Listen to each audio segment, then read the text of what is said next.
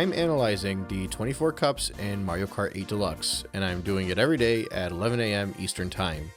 Yesterday we covered the Mushroom Cup, and today it's time for the Flower Cup. I've set up my own scoring system for this analysis to figure out which Grand Prix I think is the best one. Every cup gets 1 point per track that I like, 2 points extra for those tracks if I love them, 1 point for the entire Grand Prix having a good difficulty curve, and an additional 2 or 3 points depending on how diverse the tracks are. If the aesthetics and the maps of the tracks are kind of diverse, they'll get 2 points, and if all 4 tracks are completely diverse, then they'll get the full 3 points. At the end of all of this, I will tally them up and I will figure out which Grand Prix I think is the best one in Mario Kart 8 Deluxe. In the previous section, the Mushroom Cup managed to get 9 points, so let's see today how the Flower Cup fares. And if you're looking for that smart bit of did you know knowledge, the Flower Cup is the second cup in the game, because the Fire Flower was the second power-up we ever got in Super Mario Bros. I knew that without Googling it. The Flower Cup is made up of Mario Circuit, Toad Harbor, Twisted Mansion, and Shy Guy Falls. Mario Circuit feels a lot like Mario Kart Stadium, only the difference here is that Mario Kart Stadium is not actually a Mario track. Hear me out.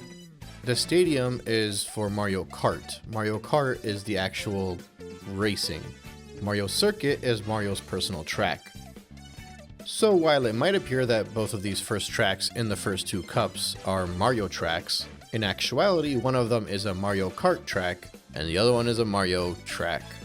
Yeah, that's about the best I can do to differentiate between these two, because in actuality they are both figure 8s, they're both very simple tracks, they both contain a lot of anti-gravity in similar sections actually.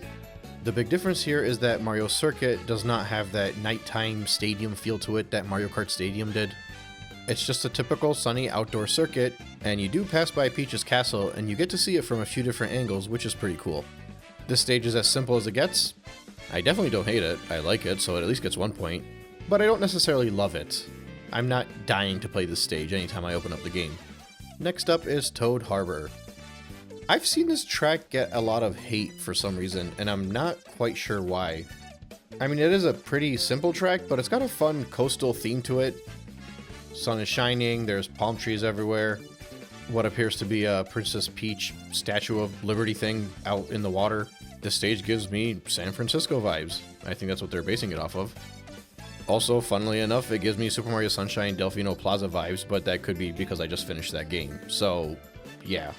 Once again, I like the course. I don't necessarily love it.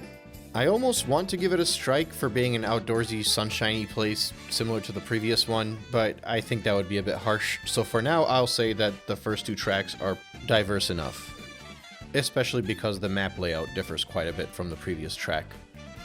And now we move on to the spooky Twisted Mansion. I really like this one. I love how the way they implement the anti-gravity, I like the way that they implement the water, I love the aesthetic, the music, everything.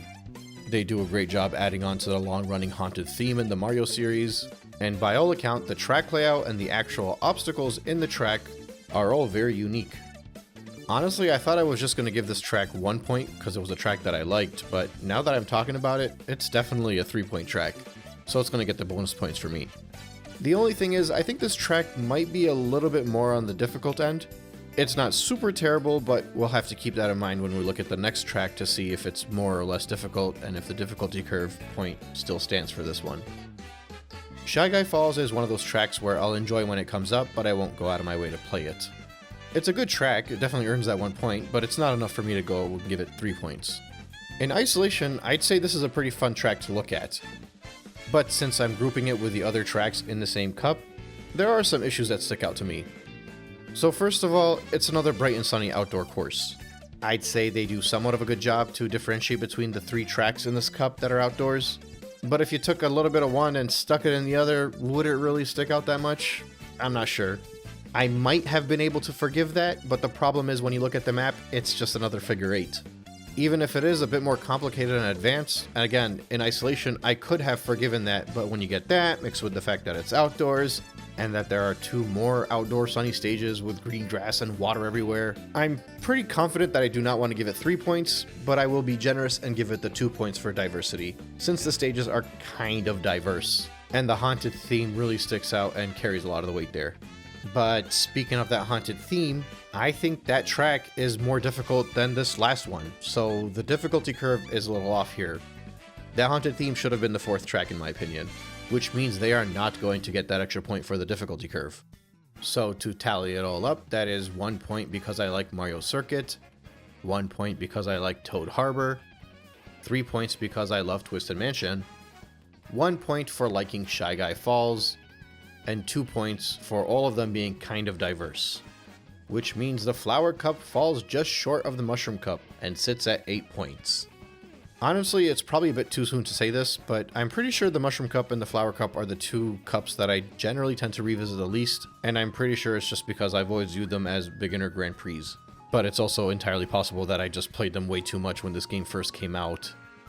And seeing as how the game has been out for almost like a third of my life, I might have just gotten bored of it. Not sure. They're not bad, but it's just what I would introduce a younger family member to if we were first playing the game. For those of you new around here, I generally tend to upload every day at 11 AM Eastern Time, and if you check out my playlist, I went through a pretty in-depth retrospective on Mario 64, Mario 64 DS, and Super Mario Sunshine, as well as a handful of other retrospective playlists or individual videos that you can check out on my channel. At some point soon, I'll be doing a Mario Galaxy series as well, but in the meantime, I'm doing Mario Kart, so check back here every day at 11 AM if you're interested in following along. Regardless, with the Mushroom Cup and the Flower Cup out of the way, next up is the Star Cup.